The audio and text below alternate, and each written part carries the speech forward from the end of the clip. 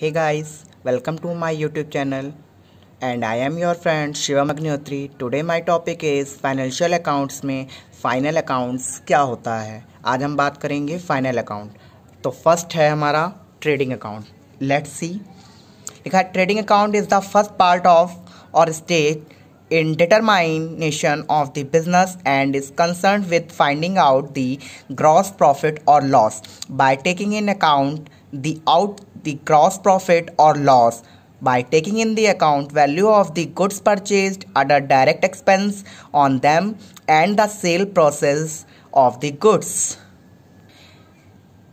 Because हम जानते हैं कि ट्रेडिंग अकाउंट क्यों बनाया जाता है। फाइनल अकाउंट्स में ट्रेडिंग अकाउंट एक व्यापारिक खाता होता है जिसकी अलग की एक परंपरा है बनाने की, क्योंकि वर्तमान काल में व्यापारिक एवं लाभ हानि खाता या केवल लाभ हानि खाता शीर्षक नहीं बना सकते हैं। ये अधिनियम कंपनी एक्ट 2013 में आया था। इसके आधार पर हम वित्तीय वर्ष में फाइनेंशियल ईयर में ट्रेडिंग अकाउंट बनाते हैं। इसमें सिर्फ हम डायरेक्ट एक्सपेंसेस जो फैक्ट्री से रिलेटेड प्रोडक्शन में होते हैं उनको इंक्लूड करते हैं और एक्सपेंस कम होने पर जो हमको प्रॉफिट प्राप्त होता है उससे हम जीपी कहते हैं।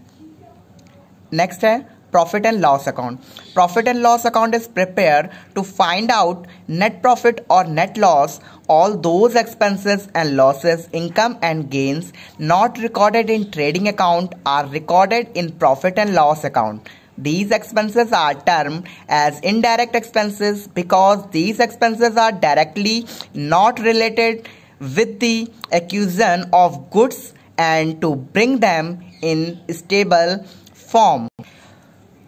Profit and loss trading account के बाद बनाया जाता है। ये भी फाइनेंशियल ईयर में बनता है। एक व्यवसायी के यहाँ लाभ संबंधी खर्चों और रेवेन्यू एक्सपेंसेस को ज्ञात करने के लिए और उसको वर्ष के अंत में कितना प्रॉफिट एंड लॉस हुआ है इसको हम जानते हैं प्रॉफिट एंड लॉस अकाउंट से। ठीक है, इसके बाद आता है हमारा बैलेंस शीट। बैलेंस शीट हमारा लास्ट और इम्पॉर्टेंट प्रोसेस है।